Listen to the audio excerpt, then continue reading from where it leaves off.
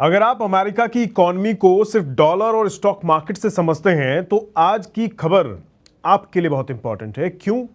क्योंकि अमेरिका अब अपने ही लॉन्ग टर्म गवर्नमेंट बॉन्ड्स को बड़े पैमाने पर वापस खरीदने जा रहा है और इसकी जरूरत इसलिए पड़ रही है क्योंकि यूएस ट्रेजरी बॉन्ड यील्ड यानी जो रिटर्न जो होता है इसका कई सालों के ऊंचे स्तर पर पहुंच गया है। सवाल यह है कि आखिर अमेरिका अपने ही कर्ज को वापस क्यों खरीद रहा है? क्या ये सिर्फ बॉन्ड मार्केट को संभालने की कोशिश है या फिर अमेरिका के बढ़ते डेट का प्रेशर अब उन्हें साफ दिखाई देने लगा है? और क्या इस प्रेशर के पीछे चीन, जापान और भारत जैसे देशों का हाथ है? चलिए समझते हैं आखिर माजरा क्या है। दरअसल यूएस ट्रेजरी ने अपने कुछ long term debts buyback operations का साइज बढ़ाने का फैसला किया है। पहले एक ऑपरेशन में करीब $2 बिलियन तक के बॉन्ड्स खरीदे जाते थे, लेकिन अब इसे कम से कम $4 बिलियन किया जाएगा। खास तौर पर 10 साल से लेकर 30 साल तक की मैच्योरिटी वाले ट्रेजरी सिक्योरिटीज पर इसका फोकस ज्यादा रहेगा। अब यहां सबसे पहले यह समझते हैं कि बॉन्ड बायबैक होता क्या है। देखिए, सरकार जब खर्च के लिए पैसे उधार लेती है तो वो गवर्नमेंट बॉन्ड्स जारी कर देती है। इन्वेस्टर्स, बैंक्स, पेंशन फंड्स और दूसरे बड़े इंस्टीट्यूशंस इन बॉन्ड्स को खरीदते हैं और बदले में सरकार उन्हें इंटरेस्ट देती है। अमेरिका में इन्हें ट्रेजरी सिक्योरिटीज कहा जाता है। अब मान लीजिए अमेरिका ने 30 साल का एक बॉन्ड जारी किया, लेकिन कुछ समय बाद मार्केट में उस बॉन्ड को लेकर डिमांड कम हो जाती है और इन्वेस्टर्स उस बॉन्ड को बेचने लगते हैं। जब बॉन्ड की कीमत गिरती है तो उसकी यील्ड यानी रिटर्न, इन्वेस्टर्स को मिलने वाला इफेक्टिव रिटर्न जो है वो बढ़ जाता है। यानी आसान भाषा में कहें तो बॉन्ड प्राइस नीचे तो यील्ड यानी रिटर्न ऊपर जाता है। और अभी अमेरिका में इसी चीज से चिंता पैदा हो रही है। अमेरिका की 30 साल ट्रेजरी यील्ड करीब 5.3% तक पहुंच गई थी, जो लगभग 2007 के बाद का सबसे ऊंचा स्तर बताया जा रहा है। इसी तरह 10 ईयर ट्रेजरी यील्ड भी कई सालों के ऊंचे स्तर के आसपास पहुंच गई है। अब सुनने में 5 या 5.3% बहुत ज़्यादा नहीं लगता है, लेकिन अमेरिका जैसी इकॉनमी के लिए इसका इम्पॉर्टेंस समझिए। अमेरिका और अमेरिकी सरकार दुनिया में सबसे बड़े बोरोअर्स में से एक गिने जाते हैं। सरकार को हर साल अपने पुराने कर्ज को रिफाइनेंस करना पड़ता है और नए फिजिकल डेफिसिट को फाइनेंस करने के लिए भी नए बॉन्ड्स जारी करने पड़ते हैं। अब अगर बॉन्ड इन्वेस्टर्स कहते हैं कि हमें अमेरिका को लंबे समय के लिए पैसा देने के लिए ज़्यादा इंटरेस्ट चाहिए, तो सरकार की बोरोइंग कॉस्ट बढ़ने लगती है और अमेरिका का डेट छोटा नहीं है। जानकारी के मुताबिक यूएस नेशनल डेट $40 ट्रिलियन के पार जा चुका है। अब सोचिए, अगर इतनी बड़ी डेट पर बोरोइंग कॉस्ट धीरे धीरे बढ़ती है तो सरकार के इंटरेस्ट पेमेंट पर कितना बड़ा असर पड़ सकता है। यही वजह है कि ट्रेजरी के लिए लॉन्ग टर्म बॉन्ड यील्ड का बढ़ना सिर्फ बॉन्ड मार्केट की खबर नहीं है, ये सीधे अमेरिका के गवर्नमेंट फाइनेंसेस से जुड़ा हुआ मामला है। अब सवाल आता है कि अमेरिकी सरकार ट्रेजरी बायबैक करके आखिर करना क्या चाहती है। इसे एक बहुत आसान से एग्जाम्पल से समझिए। मान लीजिए किसी मार्केट में किसी प्रोडक्ट की सप्लाई बहुत ज़्यादा हो गई और बायर्स कम हैं। इससे प्रोडक्ट की कीमत गिरने लगती है। अब अगर कोई बड़ा बायर खुद मार्केट में आकर खरीदारी शुरू कर दे तो डिमांड बढ़ सकती है और प्राइस को सपोर्ट मिल सकता है। यूएस ट्रेजरी भी कुछ ऐसा ही करने की कोशिश कर रहा है। यूएस ट्रेजरी मार्केट से अपने पुराने ट्रेजरी सिक्योरिटीज वापस खरीदेगा। इससे उन बॉन्ड्स की डिमांड बढ़ सकती है। डिमांड बढ़ेगी तो बॉन्ड प्राइस को सपोर्ट मिल सकता है और थ्योरेटिकली यील्ड पर डाउनवर्ड प्रेशर आ सकता है। यानी सरकार का मकसद ये नहीं है कि वो अपना पूरा $40 ट्रिलियन का डेट वापस खरीद ले, बल्कि यूएस ट्रेजरी इस बायबैक के जरिए मार्केट लिक्विडिटी इंप्रूव करना चाहता है और खास तौर पर उन लॉन्ग टर्म सिक्योरिटीज पर प्रेशर कम करना चाहता है जहां यील्ड काफी बढ़ गई है। और इस अनाउंसमेंट के बाद यूएस 30 ईयर ट्रेजरी यील्ड में गिरावट भी देखने को मिली है। लेकिन असली सवाल यह है कि अगर समस्या सिर्फ लिक्विडिटी की है तो बायबैक काम कर भी सकता है, क्योंकि अगर समस्या अमेरिका का बढ़ता हुआ डेट और लगातार बढ़ता हुआ फिजिकल डेफिसिट है तो फिर बायबैक उस समस्या को खत्म नहीं करता। मान लीजिए आपके ऊपर 10 लाख रुपए का लोन है और आप अपने पुराने लोन के किसी छोटे हिस्से को रिस्ट्रक्चर कर देते हैं।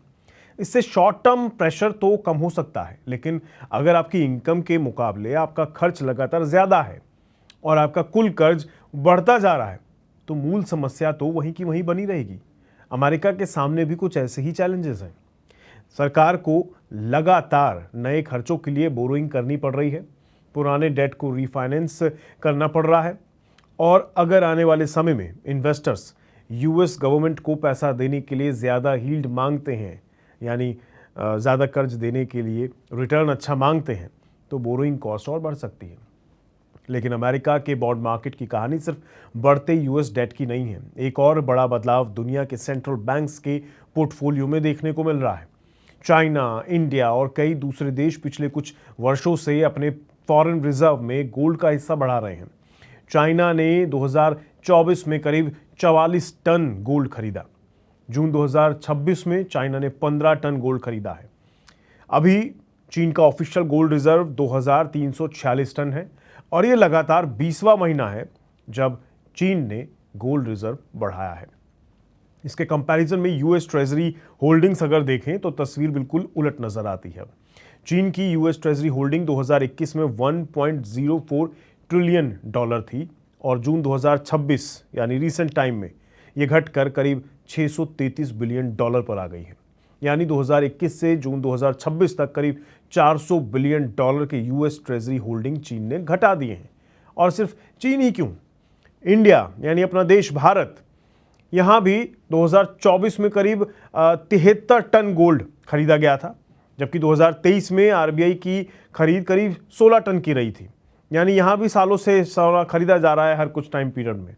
सेंट्रल बैंक्स के लिए गोल्ड अब सिर्फ एक ट्रेडिशनल असेट नहीं रह गया है, बल्कि फॉरेन रिजर्व को डाइवर्सिफाई करने का एक इंपॉर्टेंट हिस्सा बनता जा रहा है। दूसरी तरफ आप जापान को देख लीजिए। जापान का मामला थोड़ा अलग दिखाई देता है। जापान दुनिया के सबसे बड़े फॉरेन ट्रेजरी होल्डर्स में से एक है और उसके गोल्ड रिजर्व करीब 846 टन पर लगभग स्थिर हैं अभी की स्थिति में। इसलिए जापान की ट्रेजरी होल्डिंग में बदलाव को सीधे गोल्ड बाइंग से जोड़ना तो सही नहीं होगा। इसके पीछे येन को सपोर्ट करने के लिए फॉरेन एक्सचेंज इंटरवेंशन और जापान में बदलती बॉन्ड मार्केट कंडीशन जैसे फैक्टर्स भी अहम हैं। लेकिन सवाल यह आता है कि इन सबका अमेरिका पर क्या असर पड़ रहा है। देखिए, असर तो काफ़ी गहरा पड़ रहा है, क्योंकि अगर फॉरेन गवर्नमेंट्स और सेंट्रल बैंक्स यूएस ट्रेजरीज के बड़े बायर्स नहीं रहते, मतलब उनकी ट्रेजरीज के बजाय वो गोल्ड खरीदने लगते हैं, तो अमेरिका को अपने नए कर्ज के लिए दूसरे इन्वेस्टर्स को अट्रैक्ट करना होगा। और इन्वेस्टर्स को अट्रैक्ट करने का एक ही तरीका है, ज़्यादा यील्ड देना, यानी ज़्यादा रिटर्न देना होगा। और अगर दुनिया के बड़े रिजर्व मैनेजर्स यूएस ट्रेजरीज की जगह अपने रिजर्व का थोड़ा हिस्सा या थोड़ा ज़्यादा हिस्सा गोल्ड और दूसरे एसेट्स में रखना शुरू कर देते हैं, तो इसका असर ट्रेजरी मार्केट की डिमांड पर पड़ सकता है। यही वजह है कि आज अमेरिका के गोल्ड की बढ़ती डिमांड यूएस ट्रेजरी मार्केट पर इम्पैक्ट डाल रही है, क्योंकि अगर दुनिया धीरे धीरे अपने रिजर्व का एक हिस्सा यूएस बॉन्ड से गोल्ड की तरफ डाइवर्सिफाई करते हैं, तो अमेरिका के लिए सबसे बड़ा सवाल ये होगा कि उसके 40 ट्रिलियन डॉलर से ज़्यादा के डेट को फाइनेंस करने के लिए बायर्स आखिर कितना इंटरेस्ट मांगेंगे और बायर्स आएंगे कहाँ से। और यहीं से इस पूरी कहानी का असर अमेरिका से निकलकर दुनिया के बाकी मार्केट्स तक पहुंच जाता है। अब इसका असर सिर्फ अमेरिका तक सीमित नहीं रहेगा, क्योंकि यूएस ट्रेजरी मार्केट को ग्लोबल फाइनेंशियल सिस्टम का बेंचमार्क माना जाता है।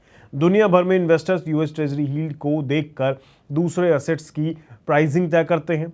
अगर अमेरिका में 10 साल या 30 साल की ट्रेजरी यील्ड बहुत ज़्यादा हो जाती है, तो इन्वेस्टर्स के पास एक सवाल आ जाता है, वो ये कि जब मुझे यूएस गवर्नमेंट बॉन्ड में रिलेटिवली अट्रैक्टिव रिटर्न मिल सकता है, तो मैं ज़्यादा रिस्क लेकर किसी दूसरे मार्केट में क्यों जाऊं।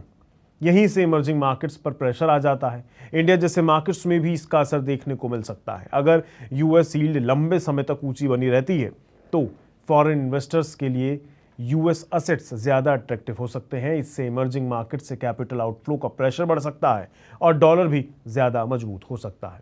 और इसका इनडायरेक्ट असर इंडियन इन्वेस्टर्स और इंडियन कंपनीज पर भी पड़ सकता है। लेकिन अगर यूएस ट्रेजरी का ये इंटरवेंशन काम कर जाता है और लॉन्ग टर्म यील्ड स्टेबलाइज हो जाती है, तो ग्लोबल फाइनेंशियल मार्केट को राहत मिल सकती है। बॉन्ड मार्केट में वॉलेटिलिटी कम हो सकती है और इन्वेस्टर्स का कॉन्फिडेंस भी इंप्रूव हो सकता है। यानी अभी ट्रेजरी का बायबैक कोई इमरजेंसी बेल आउट नहीं है। इसे ज़्यादा सही तरीके से ऐसे समझिए कि अमेरिका अपने बॉन्ड मार्केट को थोड़ा स्टेबलाइज करने की कोशिश कर रहा है, क्योंकि long term borrowing cost per pressure बढ़ गया है। और जाहिर सी बात है, जब डेट छोटा हो तो इंटरेस्ट रेट बढ़ने का असर सीमित रह सकता है, लेकिन जब डेट $40 ट्रिलियन से ज़्यादा का हो तो लगातार नए डेट की ज़रूरत पड़ती रहेगी। तो इंटरेस्ट रेट में छोटी सी मूवमेंट भी बहुत बड़े डॉलर अमाउंट में बदल सकती है। इसलिए आने वाले टाइम में सिर्फ ये देखना ज़रूरी नहीं होगा कि यूएस स्टॉक मार्केट ऊपर जा रहा है या नीचे, बल्कि इन्वेस्टर्स को ये देखना होगा कि 10 ईयर और 30 ईयर ट्रेजरी यील्ड कहाँ जा रहे हैं, यूएस गवर्नमेंट कितनी बोरोइंग कर रही है, और इन्वेस्टर्स अमेरिका के डेट को किस रेट पर फाइनेंस करने के लिए तैयार हैं। क्योंकि अगर ट्रेजरी यील्ड लगातार ऊपर जाती रही तो ये सिर्फ अमेरिका के लिए महंगा कर्ज नहीं होगा, इसका असर dollar, global bond market, emerging market और आखिरकार इंडिया जैसे मार्केट्स तक भी पहुंच सकता है। उम्मीद है आपको ये पूरा मुद्दा समझ आ गया होगा, और अगर बाजार में निवेश करते हैं तो इस तरह के मुद्दे भी समझना ज़रूरी बन जाता है। आज के लिए इतना ही रखते हैं, मुझे दीजिए इजाज़त, मैं मिलूंगा आपसे अगली वीडियो में। तब तक के लिए नमस्कार।